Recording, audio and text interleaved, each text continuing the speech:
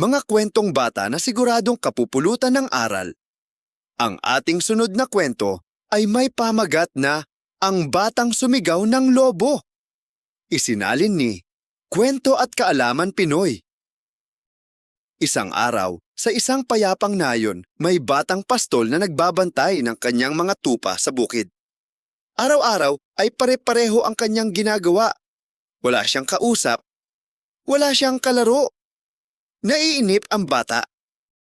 Subukan kong magbiro, naisip niya, at sumigaw siya ng malakas. Tulong! May lobo! May lobo! Nagmadaling tumakbo ang mga taga-nayon upang tumulong. Ngunit pagdating nila, wala namang lobo. Tumawa ang bata. Haha! Biro lang po! At nag-alisan ang mga tao na nais sana tumulong.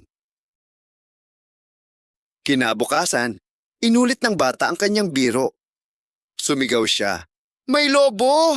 Tulong! Muli, dumating ang mga tao. At muli, wala namang lobo. Dismayado silang nag-alisan. Sa ikatlong araw, may tunay na lobo na dumating sa bukid. Sinugod ng lobo ang mga tupa. Sumigaw ang bata, Tulong! May lobo talaga!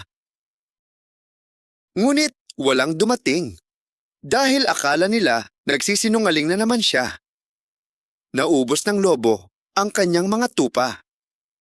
Umuwi siyang umiiyak at malungkot.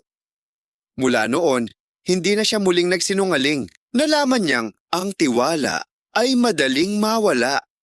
Ang aral ng kwento, hindi madaling ibalik ang tiwalang nawala dahil sa kasinungalingan. Kaya't sa bawat pagkakataon, piliin ang katapatan.